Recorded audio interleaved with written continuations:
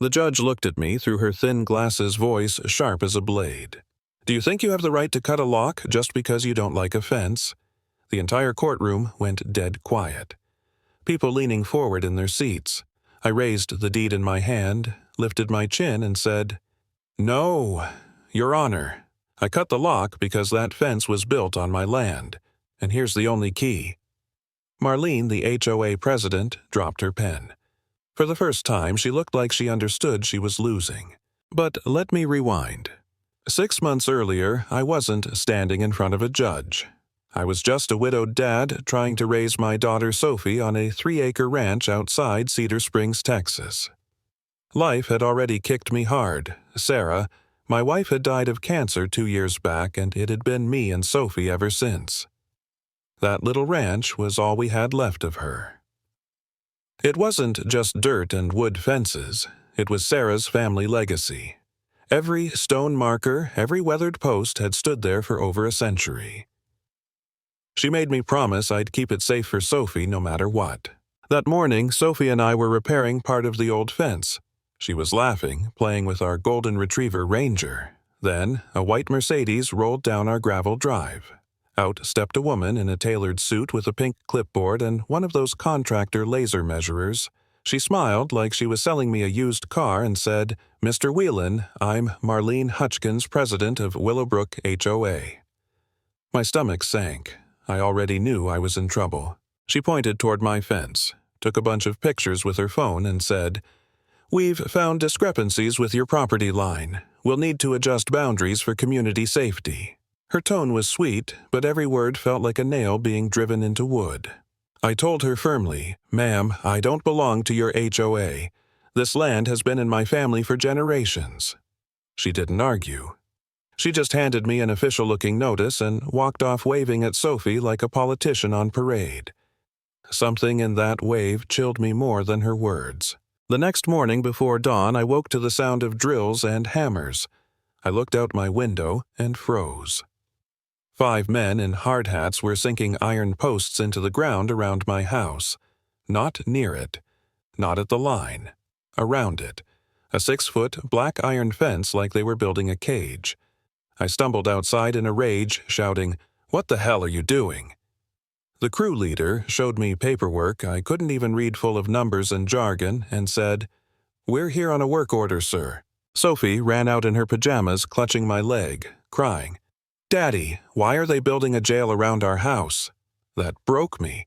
That ripped something inside. And then Marlene's Mercedes pulled up. She stepped out, bright smile phone on a tripod, live streaming to the HOA's Facebook page. "Good morning, Willowbrook residents," she chirped. "We're ensuring our community standards are maintained and protecting families from uncontrolled elements." And she gestured right at me. By sunset, we were locked in.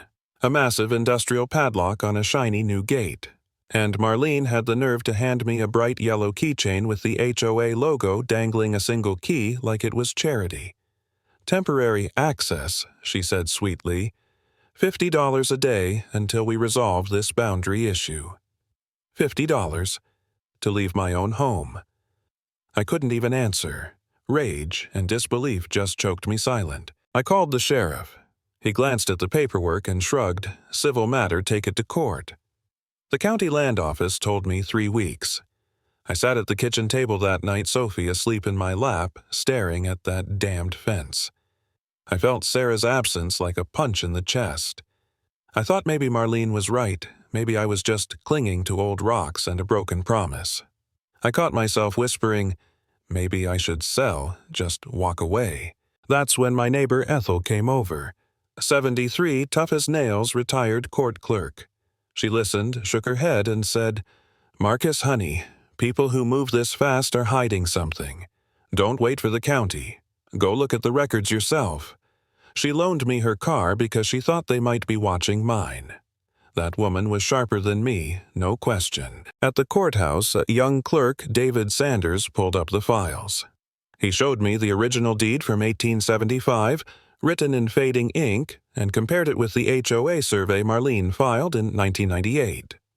My land stretched farther than I ever realized, right through the spot where she'd planted that shiny new gate. The stone markers weren't sentimental. They were the legal boundary. The HOA survey had simply erased them. I remember staring at those documents, hands trembling. Sarah's voice echoed in my head, "When someone backs you into a corner, don't fight the corner. Change the game."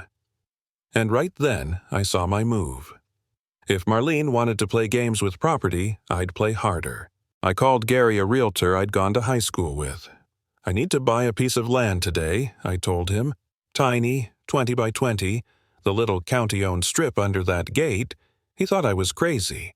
But by the end of the day, I held the deed.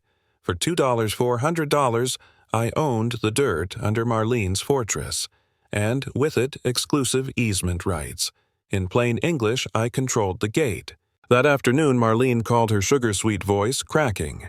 "Marcus, what are you doing with our access area?" I laughed. "Not my property.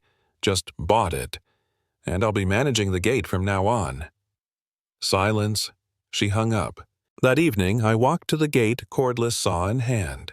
Marlene showed up in her Mercedes clipboard, shaking in her grasp. "You can't cut that lock. It's destruction of HOA property," she snapped.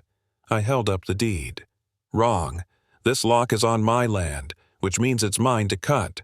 And I sliced through the steel. Sparks flew. Sophie cheered, Ranger barked, and for the first time in days I felt like the ground was solid under my feet again. But Marlene wasn't done. Within hours, she posted a slick Facebook video. "A dangerous man has illegally seized our community's emergency access," she said, standing in front of my house looking like a war correspondent. "Children and seniors are at risk." It went viral in town. The local news showed up. The chyron under her face read, "Local man blocks community safety route." At school, Sophie's friends whispered that her dad was the bad man on TV. I almost gave up right there. Sitting at my kitchen table, watching my daughter cry because her classmates thought I was a villain. I thought, what if I am wrong? What if I'm ruining her life because of my stubborn pride? I was seconds from calling Marlene and begging for peace when Ethel knocked again, casserole in hand. She said, "Marcus, you've got to see Judge Bill Morrison. He knows these games." Judge Morrison was retired, living quiet with his garden, but when he saw my paperwork, his eyes narrowed. "Son, this isn't about safety. This is a land grab. I've seen her do it 3 times before.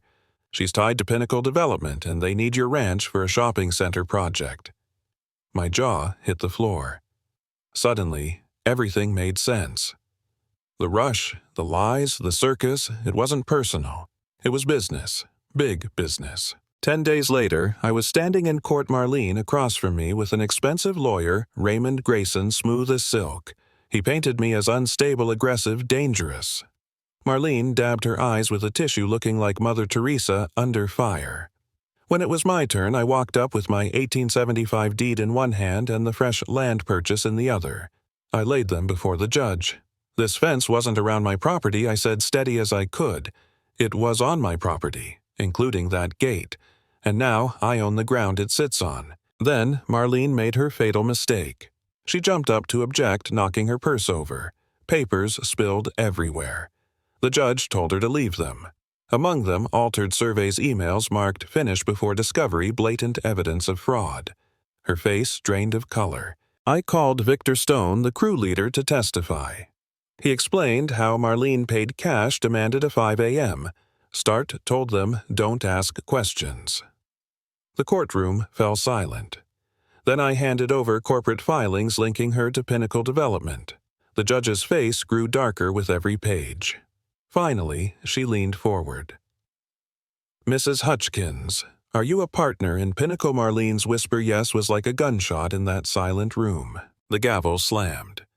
The judge ordered the fence removed, fined the HOA, and referred Marlene for criminal investigation. Fraud, conspiracy, abuse of process. I pulled out the shiny new key to the gate, held it high, and said, "They built a fence around my family. I didn't break their gate. I bought it." The gallery erupted, and Marlene sat frozen, her empire collapsing in front of everyone. That was the moment I learned the truth about fighting bullies in suits. When they build walls around, you don't waste your strength trying to tear them down. Buy the walls, own the gate, and keep the only key.